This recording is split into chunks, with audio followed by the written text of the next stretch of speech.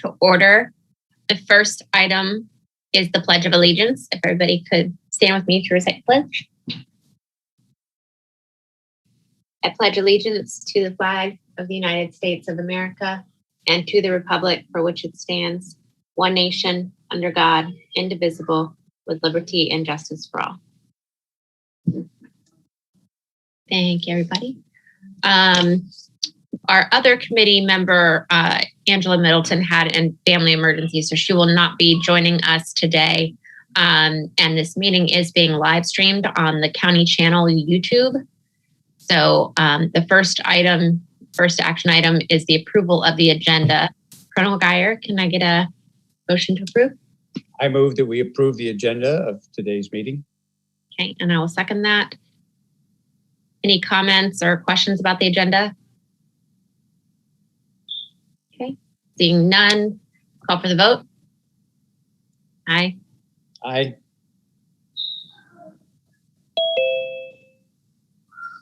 And it's my understanding that there are no public comments today, so we can move past that item. The next item on the agenda is the approval of the March 25th, 2021 committee meeting minutes. Do I have a motion to approve those? Madam Chair, I move that we accept the minutes for March 25th, 2021. Wonderful. I'll second. Any comments or discussion on those minutes? Nope. Seeing none, I'll call for the vote on that. Aye. Aye as well.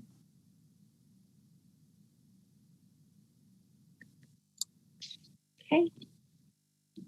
And moving down to our main item of the agenda today is the discussion with Bluffton town officials. We are very fortunate enough today to have Mayor Lisa Sokol with us, as well as Heather Collin with the town of Bluffton. I apologize, Heather, I don't recall your title or your position. So, but if you could let everybody know what your position is and kind of what you are in charge of with the town. Thank you. My name is Heather Collin. I'm the Director of Growth Management. I know Mayor Selka is here as well. And I have, if I could share my screen, I do have a presentation and something similar that we did. I know Mark Orlando, the then town manager, I think maybe about 2 years ago, that we've provided. So, and then Mayor, if you want to jump in anytime where I'm speaking or anyone else answer any questions, but just to give a base of where we're at with growth right now.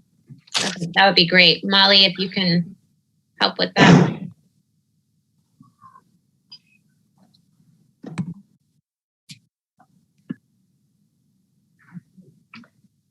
Okay, can you all see my screen? Okay, perfect.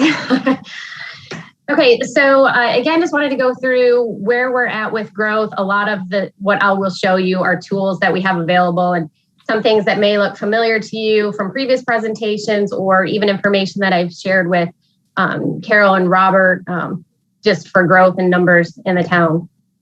Where we're at today, right now, we're awaiting the new census numbers, but our what we know now is we are 54 square miles.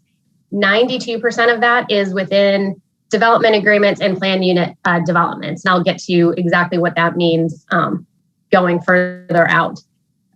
Using what our development numbers are, we think we're at approximately 56 or 46% build out. I think it's actually a little bit more than that. And as soon as we write those numbers, they're soon out of date. But anyways, moving through, right now, our best guess is that we are a little bit over 25,000. Again, we're kind of all waiting. We thought they'd be out a couple weeks ago, but waiting for those census numbers to see where they say we're at. But this is just, again, just a screenshot of where we are right now. Heather, before you change that, I always ask this, I think it'd be good for the school district. With that 46%, can you get them, not maybe today or later, the breakdown of residential versus commercial? Because it's more built out residentially. Yes. Okay. Yes, of course. And I will go through that development agreement summary and get with that too. So yes, it certainly is. Definitely more residential. Okay. I like the next couple slides because it shows really how we've grown. I'll go through these fairly quickly, but prior to 1987, we were that 1 square mile that you often hear Bluffton referred to as. and then continue to grow. So as you see our development numbers grow, it's also a result of the land growing as well. So these slides just kind of show how that, kind of how that belt buckle has continued to expand over years in time. Again, this is, primarily Palmetto Bluff and annexation that occurred. And as I go through these slides, most of these annexations are all through development agreements and plan unit developments. So what that development agreement is essentially a contract, so to speak. So it's clear expectations as far as what you're going to get. How many residential units, how much commercial, what's the infrastructure going to look like? So it's clear expectations moving forward, and kind of what that final build out number could be.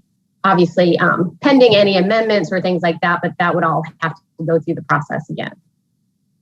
Again, continuing on, a lot of this is Buckwalter area throughout. And again, you just kind of see where the pink continues to grow through the district. You've got Bluffton Parkway, the Schultz track. And again, just to show how that's increased, some smaller pieces continue to go on through 2015. And then again, this is the overall town limits, anything in pink. So you'll see those donut holes and things like that in white. So like I said, 92% of that land, so everything you see here in orange is what's development agreement. You see that kind of grayish color, that's either just a plan unit development or that standard zoning district classification, residential, commercial, where it's a little bit trickier to figure out those numbers, but it could be a density calculation for units per acre or a more form-based code where make all of these lot dimensions work and you can continue to build. So 92% of that land, like I said, everything in orange, we know what those final approved numbers will be.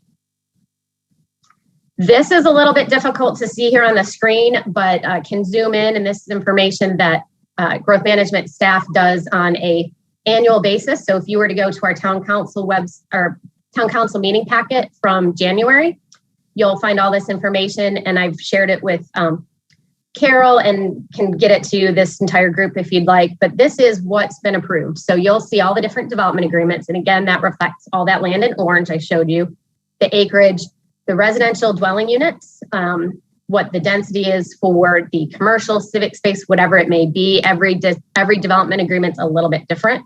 And then what the public dedication is. So there's areas, for example, post office, school, parks, and things like that. So this is what was initially approved when those areas were annexed into the town.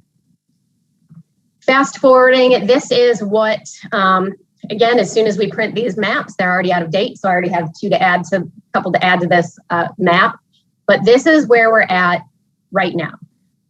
This is the different development areas, development agreements, and the build out areas. So you'll see to the left there, the different shaded areas. For example, Palmetto Bluff, all in yellow, large area.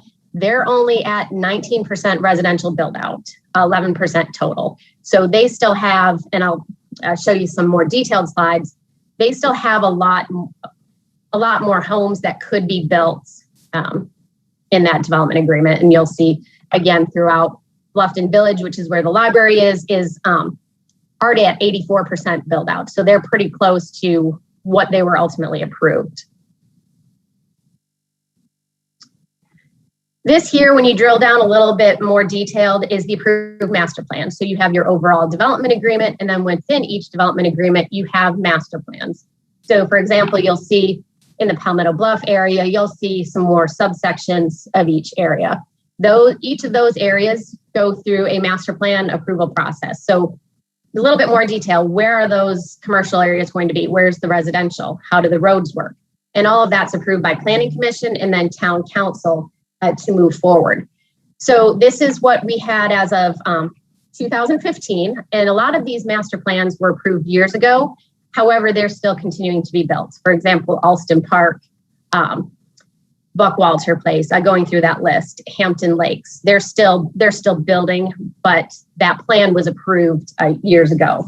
The two that I do have to add is in the New Riverside area. So near that New Riverside Circle, we've had an additional about 800 more homes approved through master plans, and that's the landings at New Riverside and New Riverside Forest. So that is something that I do need to update on this map, but this goes through each of those areas, so to speak. And in addition to that, like I said, we update that information annually. And I have that packet. I also have the staff report that I could pull up as well. Again, lots of numbers, but it's very important to know where we're at with the planning process. In addition to that, we do a monthly report to town council through the growth management department as far as where we're at, what's being built, what's being approved. I just took one snippet from this past March. This is as of March 31st, but these are the number of building permits we've approved throughout the years. So you'll see here in this last column, that's to date from January to March. So basically the first quarter, total new single family residential, which is probably the most relevant, as well as the residential, just other residential and multifamily for school districts, I would presume. We're at about 239. So if we continue this pace just for new residential, the new multifamily, new single family, we're on track to right about 1,000 units this year.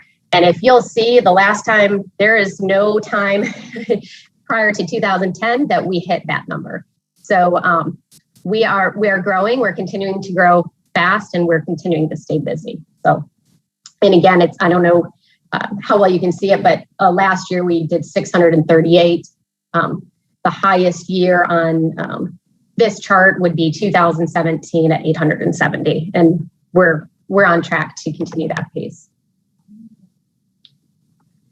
This, I think, Mayor, maybe what you were referring to when we said that development agreement summary. Again, these are lots of numbers, does not show real well on a slide, but all of that detail is here. So you'll see here's all the different development agreement areas and what was initially permitted. So for example, Bluffton Village, 38 residential dwelling units, and then a little bit over 212,000 square feet of commercial space and other space. What we do is we track that, so where they're at. We have two different ways of tracking it. We have a utilized built track, so that means it's come out of the ground, the structures have been built, versus just utilized. And utilized is it's already been planned, it's planned on paper. So we keep track of both of that, so we know where we're at in terms of numbers and percentage. So again, going through this is the development rights paper, approved subdivision, town council's approved it. It will happen, it will be built at some point, just don't know when, as well as that built number. So right now, going through all the different development agreements, and sometimes it's comparing apples and oranges a little bit, because sometimes you have commercial space, office space, but really summarizing that, we're at 51% right now. I will say over time, when I've been here about 5 years, my first report we were at 38% build out. So we still have a lot to go, but we are continuing to see that build out. And again, this is all the different development agreements. You'll see again, Palmetto Bluff, they are at about 40% of their residential dwelling units that are utilized, in theory, going to come online, but only 3% of their commercial.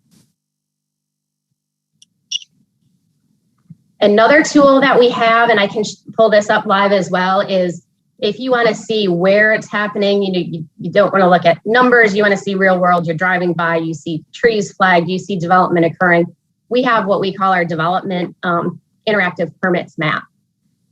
So anytime you see these little blue flags, that means that there's development occurring. And that's either something's under construction, a subdivision plan is approved, and that ties directly to our permitting software. So you see what we see. You see what the applicant submitted. You see the description of the project. You can see who's applied and all of that information. You can even continue to drill down into the actual permit itself, look at inspections, and as much information as you possibly want, it's all in there. Certainly, you can always call town staff and we're happy to help. But if you're just driving by and you just want to take a look at where are all those blue flags, what's going on in that area, you can see through this way. So again, lots of tools that we have to track development and to see where we're at. This is just where we're at. Like I said, lots of information, lots of transparency and ways you can find us. I'd like to end with that. And then if you have any questions, like I said, I can pull up that development agreement summary maps or even that interactive permit finder. But like I said, right now we're on track to approximately 1,000 new units. Again, no new approved units. So we're still within that development agreement and what's already been projected. But again, that's where we're at this point. So Mayor Selka, did you want to add anything before they question? Well, just I love your next to the last slide where it said how many units are left. And maybe I have a question for you and you can answer it. But when development agreements were put into place in the 90s and the early 2000s, of course, developers asked for the world and we extorted a lot out of them. We got places for schools and money. But out of the remaining ones for development, Heather, have y'all really dug deep to see if, because I don't think all of this could be built if it couldn't be built. So are we 20 or 30%, more than what we'll ever see built? I think there is a percentage. I don't think Palmetto Bluff plays into the public school build out. But I do think New Riverside is something to look at, but I do think there's a certain number of these that can never be built. They just asked for it. So take that number, not with a grain of salt, but with a little bit of plus or minus a number. And I think we could get that for you if we ask someone on our staff to dig deep. Right. And we've started to do a little bit of that, look at those major property owners and, like you said, where can it truly be built? Is there an opportunity to donate that density to a land bank for possible future development, or retire those units through assistance with rural and critical lands program? And again, we have all of that information as well, that through time that has happened, and we're continue to try to seek opportunities to continue to do that, to get realistic development numbers, or more realistic development numbers. So we've started to look at that on a larger scale. But yes, that's definitely an exercise as we continue to update it the next go around. We'd like to see what really could be built, because these were just, I don't want to speak for town council at the time or staff, but these were just kind of theoretical, what could be. But as everything's changed, I don't know as if it's necessarily what will be. Right. So yeah, that was that. And then I guess I have a question for Rachel and her committee and the board. Help us help y'all. I'm all about requesting phasing. Are they asked? Right now, and I'm a realtor. There's nothing to buy right now. So, I think we have a little bit of a reprieve of building, even though the permits have been pulled. It's actually, COVID actually has given us some time with this craziness, because they almost are, they're selling what they don't even have cleared yet. So I think we've got a little bit of space of a year, or maybe 18 months to 2 years to plan this. So I appreciate you having us, and ask us questions, give us ideas and suggestions, and let's work together not to, to move forward together. Even on locations, if you're looking for other areas, let's find the right place. So that's all really I had, and I'll answer anything, and Heather is here too. And I appreciate to Mayor Selka. Sorry, Heather, go ahead. No, that's okay. And I was going to say as well, like going through all this planning and, figuring out where we are with numbers and snapshots and analysis. I know, COVID and meetings have changed a little bit, but, we have in the past, and I appreciate moving forward, being involved in this. And like Mayor Selka stated, phasing, coordination with schools. The other thing that we do is we review development projects. We include all of the applicable agencies, whether it's outside agencies, utility companies, the school district, as well as internal. And that being said, also including our police department and our police chief. And as we continue to grow, what needs are there for? Is there safety concerns with crossing guards, impacts for additional crossing guards or locations, and school resource officers and things like that. So there's the building side of it, and then the planning side of it as well. So as you need assistance from us or things we should be thinking about, we will add them to our review checklist for sure. I'm going to let Colonel Geyer go first for any questions, and then also open it up to the district staff. I know, Colonel Geyer, you've had some questions in the past, and this is an updated version of this report for us, which is really good information moving forward for our planning purposes. So go ahead. Thank you, Madam Chair. Before I ask the questions, Carol and Robert, is there anything in what you just heard that surprises you or you weren't aware of? Not really, other than you're going to hit possibly 1,000 homes more than you've ever had before. So that's a little surprising, but besides that, not really. Well, it's not more than we've ever had before, because 5 and 6, we were hitting about 400 building permits a month. It was crazy. So, yes, on the chart, I would love to go back to 2005 to see, because it was double this. But I've always been told by staff we can effectively work with about 800 to 900 a year. But I'm like, I was with you. I hope that doesn't go to 1,000. And I'm concerned too, Bob, on that.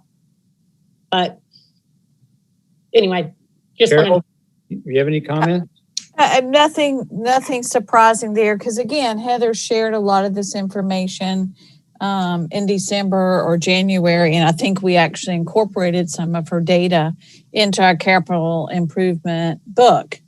So we were trying to keep the latest and greatest up there, and I appreciate your sharing that information so that we can keep looking ahead. But yeah, that on track for 1,000 is a little frightening to me. So it reiterates what we as this committee have been talking about, the need to continue to, even though we've seen the lull or even the downturn for enrollments, that with COVID, I think this just verifies that's temporary, and it's going to continue growing, and it's going to come fast. So. Thank you. I really appreciate this information. Carol and Robert have given us before some similar numbers, but to see this graphically like this is very, very helpful. My issues are going to be about, obviously we know we're going to need to build more schools. There's just no doubt about it. The question is where and when to do that. Obviously, we have built the additions to River Ridge and May River this year with this referendum funds. And there are no more new building funds in this referendum that we can use to build additional capacity. So we know that we have another referendum that we're going to have to pass in probably 2 to 3 years. And we need to do a lot of planning for not only size, but also location. And one of the problems we have right now, when you look at where our schools are and where the population growth is,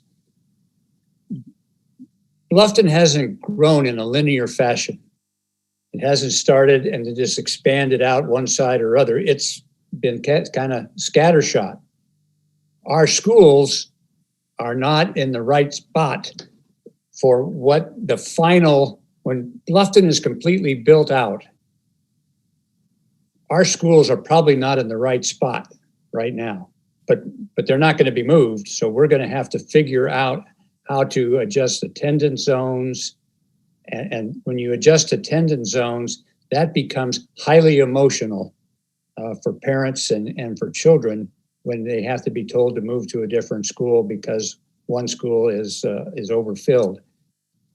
So we have to look ahead to that, but we also have to figure out where are we going to put a new school and what type of school, elementary, middle, high school, K through 8. And we need land, obviously. So probably now is the best time to purchase some land because I don't think land's going to get any cheaper, which is, as a realtor, you understand that is probably a fact. But some help with looking at parcels of land And I remember Dr. Wisniewski mentioned, sometimes we can work with a developer and say to a developer, because obviously having a school close to a development is probably a great selling thing for the developer. And so maybe talking with them will help us. But Ms. Mayor, since as a realtor, one of my questions is demographic data. How many of these homes are starter homes and apartments? Those homes have kids. Now, our higher end homes are $400,000 or $500,000 and greater homes generally don't have many, if any, kids. So that will kind of help us if we could understand the demographic growth and really by cost of homes, we could kind of figure out where is the best place to put the right kind of school. And that's one of the reasons why we've asked to talk to realtors as a group, because they know the market, they know the demand, and they know the types of people that are making inquiries to move to Bluffton and what type of home they're looking for. So that would kind of help us, give us some leading indicators of where we should be looking to build these new schools. Right. Well, and I was thinking while you were speaking, Colonel, right? That's an Army title. It is. Okay, my brother-in-law's a retired colonel, just moved here to Beaufort. Really? Yeah. So I would ask if Heather could get Bree or someone on staff to dig deeper in this. We need, out of these numbers, and I know, Robert, you're saying how crazy that is, probably half of our building permits are coming from communities, and, as realtors, we can't ask them their age, but I can promise you Palmetto Bluff is not impacting your school. The Haven is definitely not. That's age restricted. The Four Seasons, age restricted. Hampton Hall and Hampton Lake, middle, but not 100% families, because of nothing else, the price points. So if we could take probably those numbers out, you're going to see a school graph that's much more predictable for y'all. So it won't shock you quite as much, because those were the three communities with 50% of the building permits last year were Palmetto Bluff, Hampton Hall, Hampton Lake. So yes, New Riverside has the Haven, which is almost built out, Four Seasons in Palmetto Bluff. And really Lawton Station is kind of getting it up to that parallel move from a Hampton Hall. So that's the realtor in me talking. And I think that would help you, and maybe put it on our map, more of a map, so then you can see where roadways go. The only worry I have, and this is just dealing with developers for so many years, yeah, they'll give you land, but they're going to increase your school impact, 75% more than what you would have had if you wouldn't have had the land. So they want rooftops. It almost, I don't know how we handle that, but we are looking at managing growth. We are looking at the possibilities of what we can do with these development agreements. And if there was ever a case to open them, if the area conformed to where maybe you send us your areas, you better believe maybe it's a commercial tract that doesn't affect schools, and maybe they want more commercial. So we say, okay, give us whatever your acreage needs are. Give us 10 acres for a school. So that's probably the route I would go with commercial. Land is crazy high right now. So I don't think it can get higher. So I'm with you. Is it too high? Can it get lower? I don't know where the breaking point is, but that might be it. Could I ask you something as a mother of three that went through the public schools here? I've talked to a lot of people coming from the Northeast who are used to larger schools. I'm a fan of larger high schools, and I hope we can look at where we are and increase a little bit more.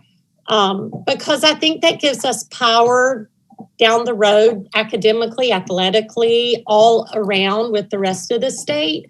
So I just, as a constituent of Rachel's, I would ask you to consider that, because that's land you already have. And how can we expand and make all of our schools amazing, but especially the high schools? The problem we've got is space of where we have the schools now, and it gets into the size of the cafeteria. Yeah. You know, the size of the gymnasium, as you increase the density of students, that density of support space has to go. And when you look at our footprint, Dr. Wisniewski and I have visited every school and looked at the ground and looked at what's there. And, you know, it's tight. So I don't know. If we had a crystal ball 20 years ago, we sure would have done something a lot different. I know. And a bigger schools would have been a better option then, but now we're kind of stuck with what we got. Yeah, I wish I had that same crystal ball, because Heather and myself and all of us are really dealing what was dealt to us. And it's so easy to think after it's done. And I want to thank y'all too. I love your objective thinking and, how can we really make it work? But we'd love to sit with you. I'll ride around with y'all. We can get a map. Heather can get in the car and we can really look at high areas. I know there's some land that, was quite wet when for some reason we built it. But at the end of the day, we're your partners. And we can figure out what's going on. So, yeah, I was just going to say, I know Dick is very similar to me in that we like to look at a map in person. Looking at one here on a screen, not so easy when you're talking about planning, where you're going to put a school. And also when Dick was saying that we went to all the schools, we had aerial shots of all of our schools and how they have developed over time. We looked at the available land around them, talked about kind of where they were with the strain right now on the common areas and the cafeteria and whatnot. And so we really are constricted in what was already built and how many more students we can put in there without just making things tight as sardines. But we can definitely talk to y'all and bring that stuff too when we have those conversations and are looking at the entire town, because I think that was very eye-opening for me, and I'm a Bluffton rep. So. Well, and Rachel, what doesn't show there is what the county is allotting. We didn't go north on 170 and that whole area around Okatee. So there's so much more than just the town's approvals. This COVID, I think we all realize, and just, looking at children and listening, little ones need to meet. Little ones need to come to school. But some of the high school, it might be a saving grace. There might be a hybrid, who knows, with the older kids. But I think a saving grace is Christian Academy coming and relieving some of the growth. John Paul II's here. They're going to relieve some. Cross is starting in 9th grade.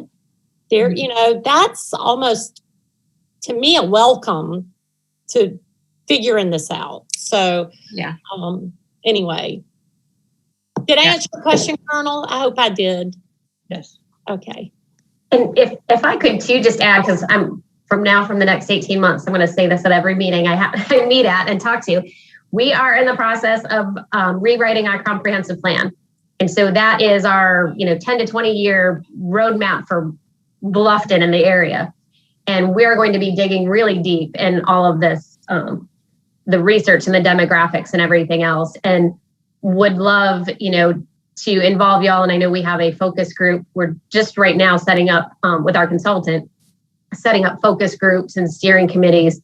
And I know there's an education committee and group that we're working with so that we get input directly, from you all as representatives and just the school. And the more public input we have, and I'm going to say that every meeting I talk to, the more public input we have, the better plan we'll have. So At least that's my opinion. So, just kind of be on lookout for that, and we'll be coming to you, and please come to us. And like I said, just so we can, because we use that for annexation requests, zonings, decisions, policy decisions. So that's really, really valuable tool, and want to make sure that we get as much information as we can and feedback from you and everyone else. Heather, get the two of these guys. I know staff's on it, but make sure they're Colonel and Rachel are on it. Of course. And I got an invitation from Charlotte. Mm-hmm. Charlotte Moore's our attend, project manager. Mm-hmm, to attend a meeting, and I also think she was inviting Dr. Rodriguez, mm-hmm. and he may attend or he may delegate that. So I know probably at least 2 people are already involved. Perfect. And so we have a steering committee, focus groups, and we're going to have lots of interactive surveys and questions. And the more we can, push that out to the more people, the better. And it's everybody, not just Town of Bluffton residents, not just Beaufort County, just, the region. We want as much feedback as possible. So I see we have another board member with us. Mr. Smith has his hand raised. My question was for the mayor. I was wondering, at some point, are y'all going to cap all these the movement that y'all have incoming in the building, or are we just going to let people continue to build, or is there is there a number where we want to cap certain areas? Thank you, William, and it was good seeing you this week at the golf tournament. Okay, there's before I think you got on, we talked about our development agreement. So we're 94 or 96% already master planned. We have never talked about a moratorium. Right.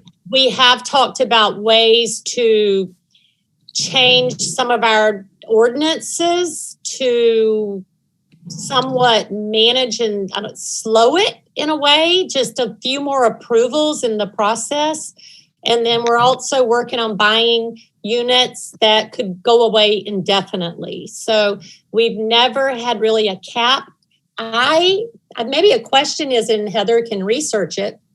In the past, in 2005 and 6, we phased a lot. And I think I would love to work with the Board of Education on this is what, like Robert said, woo.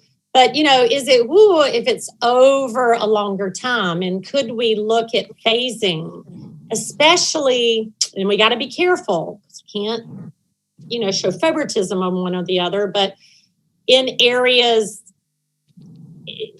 maybe overall, because somebody is going to fall to it. Like I said, Palmetto Bluff is phased. They're 40-year development agreement. But how do you phase in an Alston Park or Cypress Ridge or Bluffton Park?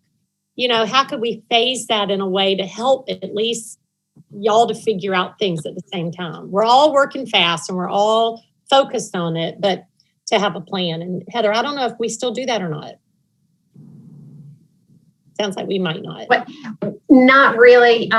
What we do is if the infrastructure is in place, and I don't know as if this was the case in 2005, but I did write a note to go ahead and look at it and research it, is if there's available water and sewer and the utilities, as long as they have the capacity to serve it, then we ultimately will approve it. So I know in some places I've worked in past lives, sometimes that's usually what helps phase things in. There's not, until the sewer comes, you can't build the houses, or until the water comes. But if the services are available, then we, the way we do it now, the way the codes are written now, is we do approve it. But I'll look into that. And I know we've talked about phasing with some of our other ordinance changes as we move on, but.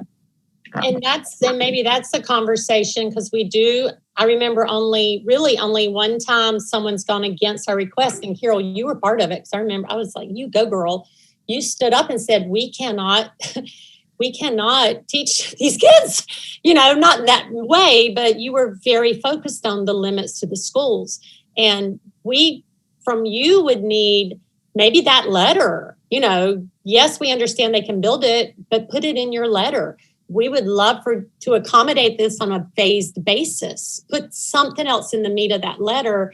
And, we can work with our utilities as well. If it becomes a heartache and you really feel that level of where we were a few years ago, the more you can help us, we'll take. You got a council that's very willing to slow, but we need some support from all those groups that Heather says have to write letters of support for any development. Am I right, Heather? Am I hitting? Okay. Okay. Great. Well, that was just a concern of mine. I was just wondering, was the city going? I mean, was the town council going to cap some of the growth in certain areas versus others, or just let it just? I know Bluffton is getting one of the fastest, largest municipalities in the country or state right now. So, and it does affect our school numbers. So I just wondered how are you guys handling that? Well, I try to answer, but we're not capping. There's no cap to anything other than what's already approved. Gotcha. Okay. Mr. Otting? I'll say, Mayor Sulk, I appreciate you noticed when we were concerned that we did speak up, and that was a couple years ago. And actually, since the referendum passed, we stopped that, I think, for the most part, because after that, we got the additions at River Ridge and May River, and that helped us where we no longer felt that intense pressure. And of course, now we've had COVID. And so that has shown some numbers that have backed off, and so that pressure is released.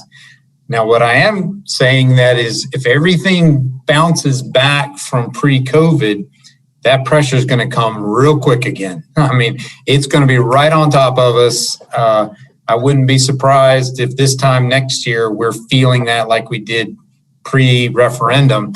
And I wouldn't be surprised if we're back again, saying that for the most part, we don't have the ability to serve the kids that are coming. So.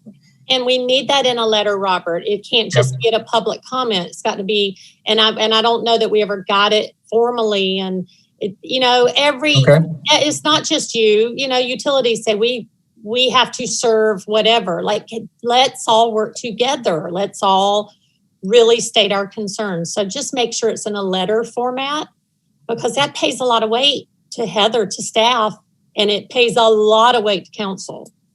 Okay. Yeah, I tell you, next year we may need to talk right after we get some of our preliminary numbers, because that's when we'll know how much bounces back from COVID, how fast it's coming back. Yeah. And we need to meet more than now. I mean, I think pick up the phone. Heather's great.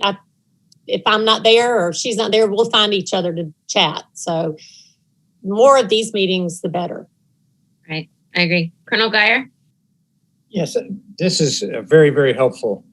One of the things that I agree with Robert, that a year from now, we could be looking at another significant issue. And one of the reasons we were able to build the additions to River Ridge and May River so quickly is because we invested in the design work. We did the permitting work, we did the design work. So as soon as the referendum passed, we could break ground. Mm-hmm. And we're going to need to do that for this as well. Mm-hmm. So that's why about a year from now, hopefully when we get your growth figures all done and you've had a chance to talk with developers and we look at what kind of enrollment we've bounced back from COVID, we really need to be able to go back to our board and say, okay, this is where we need a school. This is what we need 8% money to borrow so we can get it ready, shovel ready. So, and also tells the voters when we go for another referendum that we're not just pie in the sky in this, that we know what we're doing and we've got hard data. And that's one of the reasons why the referendum passed this time is we were able to do that. And we're proving that we're getting it on time and on budget.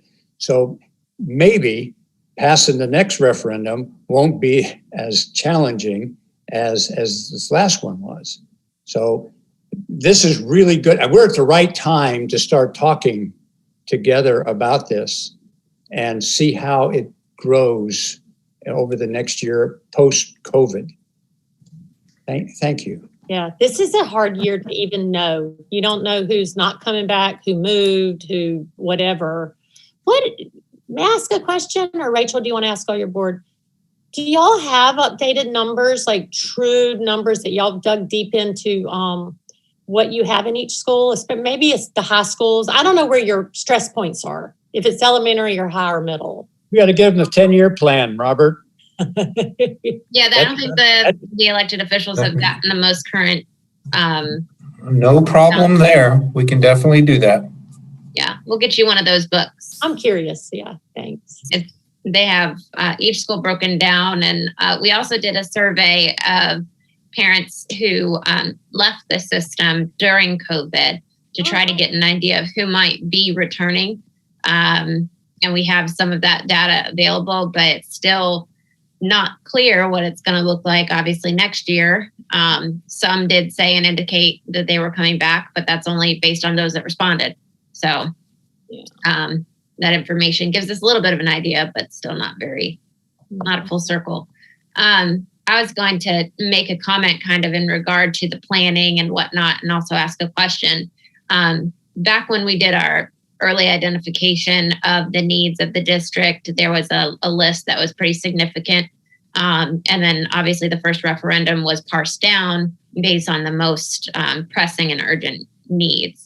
So we still have those items that were initially identified, and we have, new schools that need to come to Bluffton. So my question is, on that comprehensive plan that you guys are working on and working with your consultant, what does your timeline look like for a finalized product?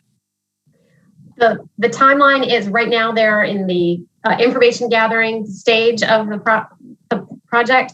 We anticipate that it is complete, meaning it's already gone to Planning Commission and Town Council for approval by June of 2022. Okay. So, and that's why I said like that. That document I don't know if you've probably not, but maybe so, looked at the comprehensive plan. But in the comprehensive plan, there's also, needs that are addressed in their objectives that also have timelines and things like that. And we actually go through that plan and we do that. That's incorporated in Town Council's strategic action plan. So if there are new schools that are needed or expanded schools, that's something that will, is very helpful, I think, moving forward, as at least town staff reviews projects or brings policies for Town Council's consideration. If it's contained within that comprehensive plan, it just, it helps facilitate that moving forward, because all that analysis has been done and it's all been spelled out in there. But, and actually the review process, it's probably about a 12-month preparation process. And then there's, again, the public process of Planning Commission and Town Council, but we're projected to be complete and anticipate it to be complete June 2022. Okay. Robert, oh, so I'm sorry, Ray. No, I just saw Robert's hand was still up. I don't know if you still had it up, or there we go. Put it down. Heather, is it not to add on your, we put a group, and I'm fine to do it if you go through it with me, to do a presentation to the full board? Sure. At some point during our workshops, because they don't have to see every chapter, but maybe they do need to see housing and education, and I don't know. Yep. I would say, yeah, most certainly probably housing. There's the community facilities, which is, schools are a part of that, the subchapter of that, so to speak, maybe even economic development or population, but most certainly, like I said, that the comp plan, everything's important. The comp plan's really, really important because then everything kind of filters down. So, and this may be the last, well, it's every 10 years. So maybe one more left in me, but this well, and the 2010, whatever, our 7 or 10, I forget our last one. It's a good one. Let's send that out because it's really good for them to see, did we abide by it? How'd we do? Because I always thought that is our Bible and we don't just stick it on a shelf. So maybe send them the recent one and at least they'll kind of know what because they go through it too, but at least what Bluffton does. Sure. And we do have, we keep, like I said, that chart of have we completed it? Yes or no. So it will be helpful. And then you can see how we actually use it and then maybe how we can prepare to use it in the next so many years. but I can get you those links. That would be really helpful. Yeah. To see how we can assist you guys. I'm really excited about working with you on that comprehensive plan and us all coming together and working together as partners, because, strong schools make stronger communities and, helps all of us. And I don't know how frequent we need to meet, but I definitely would like to have that conversation about how often do we come together? When do we get together? Like we talked about, looking at maps. I can certainly send an email follow-up and just kind of have everybody send me their availability if that's easier. We, and we did not pass our extension of the state of emergency. And we also did not pass any mask ordinance. So we open up to the public May 3rd. And I sat by Dr. Rodriguez today at our economic development retreat. And I know y'all are in a hard place, which I think it falls on him. I think he's in a hard place because the whole county, but then not every town has done this. So I like meeting in person, and I was very comfortable today meeting in person, and I'm fine getting at a table and spreading a map out after Scott opens town hall again. So great. Y'all are comfortable. I want to be, I really want to have that respect of other people's wishes, but I'm fine with it. Great. Well, I'll just shoot out an email to everybody. I'm kind of seeing if we can get something on the calendar. We typically meet the third Thursday. Is that correct, Dick? Of every month. So certainly you guys are welcome to join us at any time, or if you want to get on an agenda about any specific topic, I'm happy to put it on there. So, Dick, do you have any future agenda topics or any other questions? No, I still hope we can talk to the realtor group, get some feedback from them because of just market knowledge. Right. The more market knowledge that we have, the better our plans will be how to move forward. I'm going to have an update on the survey next meeting, but would you like for me to email the Realtor Association and ask them for dates and whatnot? I know they were not interested in distributing the survey document, but right. But maybe they will talk to us face to face and now that things are attribution basis and non-competitive basis, just to let us know what their feelings are, what kind of contacts they're getting, who's asking for information,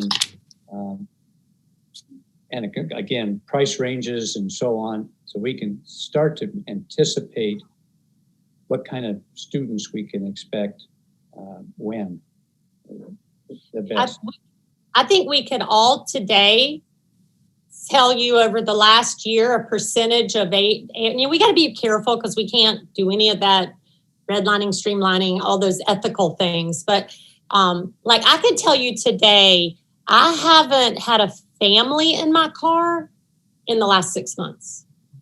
Most of my buyers are 50 and above, kids they're waiting till their child graduates to go to college.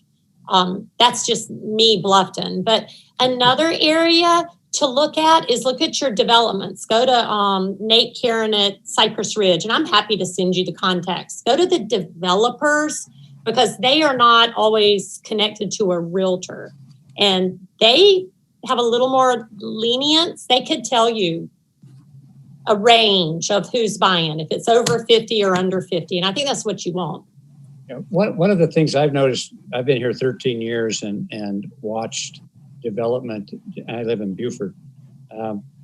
These higher end communities are kind of the leading indicator for future growth because people come in and then the service providers come in afterwards to give them the services that they're now asking for more of at these new people coming in. And I've seen development kind of start that way. So that also kind of gives us more of a strategic view. Okay, we're getting these kinds of populations in. Someone's going to be washing the cars and being the chef in the restaurant and so on.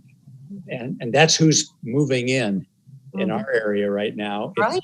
It's coming from the gated communities in the Beaufort area that are still growing a little bit, but the people that support them are growing quite a bit right now. Well, that you just made me think of something else. Go and again, we can get you this contact information. Rental companies, apartment companies. We have 5 that do their own rentals.